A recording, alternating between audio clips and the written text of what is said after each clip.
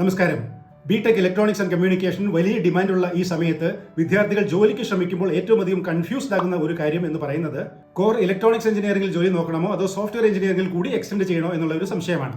ഒരേ ക്യാമ്പസിൽ പഠിക്കുന്ന ചില സ്റ്റുഡൻസിന് 4 lakhs per annum സാലറിയിൽ ജോലി ലഭിക്കുകയും അതേസമയം മറ്റു ചില വിദ്യാർത്ഥികൾക്ക് 40 lakhs per annum ജോലി ലഭിക്കുകയും ഇനിയും ഒരു വിഭാഗത്തിന് ജോലി ലഭിക്കാതിരിക്കുകയും ചെയ്യുന്ന ഒരു പ്രത്യേക സാഹചര്യത്തിലൂടെയാണ് നമ്മൾ കടന്നു പോകുന്നത്.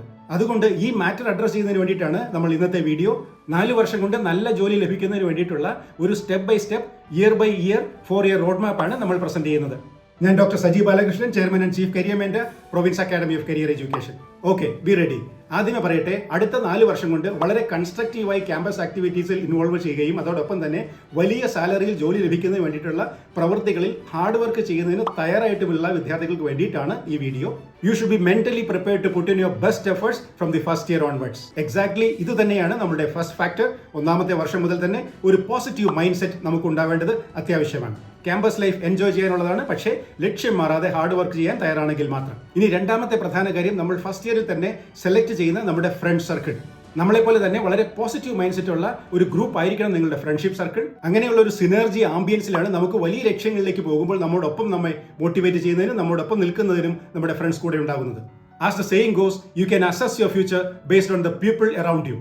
Third thing in first year is strengthening your basics. നിങ്ങളുടെ ബ്രാഞ്ച് ഈസിയാണ്, സ്പെഷ്യലൈസ് ചെയ്യുന്ന ഇലക്ട്രോണിക്സിലാണ് എന്നുള്ളത് കൊണ്ട് തന്നെ mathematics, physics, electronics and communication systems തുടങ്ങിയ സബ്ജക്റ്റുകളുടെ ഫൗണ്ടേഷൻ സ്ട്രോങ് ആക്കുന്നതിന് പ്രത്യേകമായി ശ്രദ്ധ കൊടുക്കണം.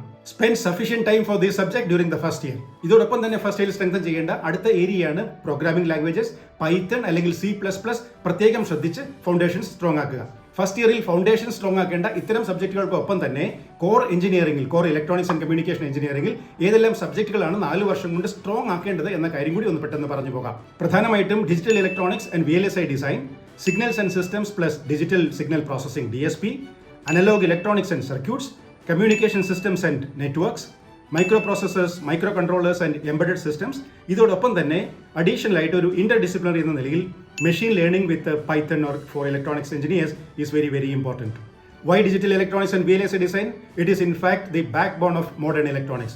Everything from processors to IoT devices depends on digital systems. Similarly, signals and systems plus digital signal processing DSP. ഇതാണ് basics of careers in signal processing, AI and electronics, 5G, 6G, image processing, etc. Analogue electronics and circuits പ്രധാനമായിട്ടും ഇപ്പോൾ digital വേൾഡിലേക്ക് മാറി എങ്കിൽ പോലും analogue is very important everywhere. Sensors, biomedical, RF, audio systems തുടങ്ങിയവ എല്ലാം ഇപ്പോൾ നമുക്ക് അനലോഗ് ഇലക്ട്രോണിക്സ് ഒഴിവാക്കാൻ വയ്യാത്തതാണ്. This is also critical for circuit design engineers, instrumentation, robotics, hardware, etcetera. അതോടൊപ്പം കമ്മ്യൂണിക്കേഷൻ സിസ്റ്റംസ് ആൻഡ് നെറ്റ്വർക്ക്സ് നോക്കിയാൽ direct relevance to telecom, satellite, IoT, defence electronics, networking jobs തുടങ്ങിയവയ്ക്കൊക്കെ ഇത് വളരെയധികം പ്രാധാന്യമർഹിക്കുന്നു. Microprocessors, microcontrollers and embedded systems പ്രധാനമായിട്ടും core concepts, basically 8085, 8086 basics ഒക്കെ, ARM processors, Arduino, raspberry pi, embedded systems, embedded C തുടങ്ങിയവയൊക്കെ ഇതിന് നമുക്ക് പ്രാധാന്യം അർഹിക്കുന്നതാണ്. അതുകൊണ്ട് തന്നെ ഈ സബ്ജക്റ്റും വളരെ പ്രധാനപ്പെട്ടതാകുന്നു. അടുത്തത് പ്രധാനമായിട്ട് പറഞ്ഞത് മെഷീൻ ലേണിംഗ് വിത്ത് പൈത്തൺ. അതൊരു ട്രഡീഷണലി ഈസി സബ്ജക്റ്റ് അല്ല, മറിച്ച് പക്ഷേ ഇന്നത്തെ കാലത്ത് ഏറ്റവും പ്രധാനപ്പെട്ട ഒന്നായി മാറിയിട്ടുണ്ട്.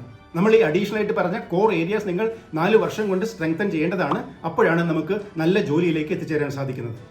ഫസ്റ്റ് ഇയറിൽ തന്നെ ഇതോടൊപ്പം നമുക്ക് ചെറിയ ചെറിയ പ്രോജക്റ്റുകൾ, മിനി പ്രോജക്റ്റുകളൊക്കെ ഏറ്റെടുക്കുന്നതിനും അതോടൊപ്പം ചെറിയ internship, small internship, startups, etcetera ഒക്കെ ചെയ്യുന്നതിനും ശ്രദ്ധിക്കാവുന്നതാണ്. Coming to second year. Second year is a time when we start building your skills. You can start learning core easy tools like MATLAB, VHDL, Verilog and basics of embedded C.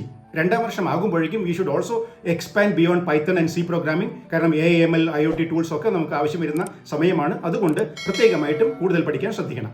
First ഇയറിൽ ചെയ്തതിന് continuation ആയിട്ടുള്ള better പ്രോജക്റ്റുകൾ അതോടൊപ്പം തന്നെ better internships ഒക്കെ ചെയ്യേണ്ട സമയമാണ് second year എന്ന് പറയുന്നത്.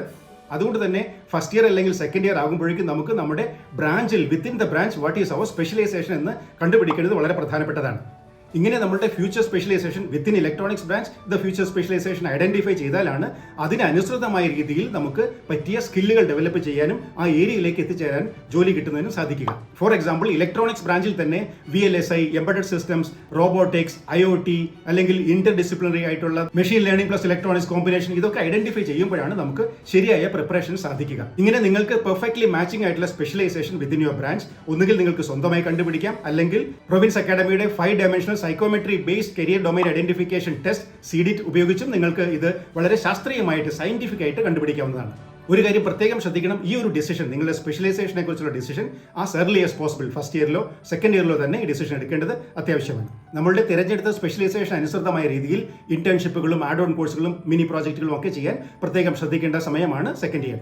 ഫസ്റ്റ് ഇയർ തുടങ്ങി തന്നെ നല്ല അക്കാഡമിക് ഗ്രേഡ് കൂടി മെയിൻറ്റെയിൻ ചെയ്യേണ്ടത് ആവശ്യമാണ് നമുക്ക് നല്ല ജോലി എത്തിച്ചേരുന്നതിന് വേണ്ടിയിട്ട്. KTU എക്സാമിനേഷൻ അതുകൊണ്ട് തന്നെ പ്രീവിയസ് ക്വസ്റ്റ്യൻ പേപ്പേഴ്സ് റെഫർ ചെയ്തുകൊണ്ടുള്ള ഒരു സ്റ്റഡി മെത്തഡോളജി വളരെ നല്ലതായിട്ട് കണ്ടിട്ടുണ്ട്. By mid second year or later you should also plan for participating in hackathons. Hackathons പലപ്പോഴും നമുക്ക് നല്ല ഇന്റേൺഷിപ്പുകൾ ലഭിക്കുന്നതിനും നല്ല ജോലി ലഭിക്കുന്നതിനും ഒക്കെ വളരെയധികം പ്രയോജനപ്രദമാണ്. ദോ തേർഡ് ഇയർ ആകുമ്പോഴാണ് നമുക്ക് ഹാക്കത്തോണിന്റെ യഥാർത്ഥത്തിലുള്ള ഫുള്ളി യൂട്ടിലൈസേഷൻ നടത്തേണ്ടത്. Well, now let's move on to the third year road map. Third year ആകുമ്പോഴേക്കും നമ്മൾ കോർ ഇന്റേൺഷിപ്സ് ചെയ്യാൻ റെഡി ആയിട്ടുണ്ടാവണം. As you know, practical experience counts much more than mark sheets many times. ഇതോടൊപ്പം തന്നെ different organisations, government ഒക്കെ conduct ചെയ്യുന്ന ഹാക്കത്തോണിൽ പങ്കെടുക്കുക. നമ്മുടെ രാജ്യത്ത് ഏറ്റവും കൂടുതൽ വിദ്യാർത്ഥികൾ പങ്കെടുക്കുന്ന വളരെ പ്രധാനമായിട്ട് കണക്കാക്കപ്പെടുന്ന ഒരു ഹാക്കത്തോൺ ആണ് സ്മാർട്ട് ഇന്ത്യ ഹാക്കത്തോൺ. ഇതിനെക്കുറിച്ചൊക്കെ തന്നെ നേരത്തെ തന്നെ മനസ്സിലാക്കുകയും ടീമുകൾ ഫോം ചെയ്യുകയും പാർട്ടിസിപ്പേറ്റ് ചെയ്യുകയും വിൻ ചെയ്യുകയൊക്കെ ചെയ്യുന്നത് നിങ്ങളുടെ പ്രൊഫൈൽ വളരെ സ്ട്രെങ്തൻ ചെയ്യുമെന്ന കാര്യത്തിൽ ഒരു സംശയവുമില്ല. ഇതോടൊപ്പം തന്നെ നമ്മൾ നേരത്തെ ഐഡന്റിഫൈ ചെയ്തിട്ടുള്ള നമ്മുടെ സ്പെഷ്യലൈസേഷനിലേക്ക് വേണ്ട അഡീഷണൽ സ്കില്ലുകൾ കൂടി അക്വയർ ചെയ്യേണ്ട സമയമാണ് തേർഡ് ഇയർ.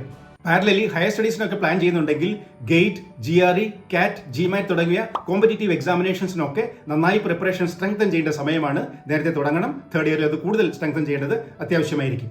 ഇതോടൊപ്പം തന്നെ വളരെ ഫോക്കസ്ഡ് ആയിട്ട് നിങ്ങളുടെ പ്രൊഫൈൽ ബിൽഡിംഗിൽ ശ്രദ്ധിക്കണം. Soft skills, communication skills, personality development ഇതിലെല്ലാം ശ്രദ്ധിക്കണം. അതോടൊപ്പം ലിങ്ക്ഡിൻ പ്രൊഫൈലൊക്കെ അപ്ഡേറ്റ് ചെയ്യുക. ഇങ്ങനെ third year is the time when we have to build our personality as an individual as well as an engineer.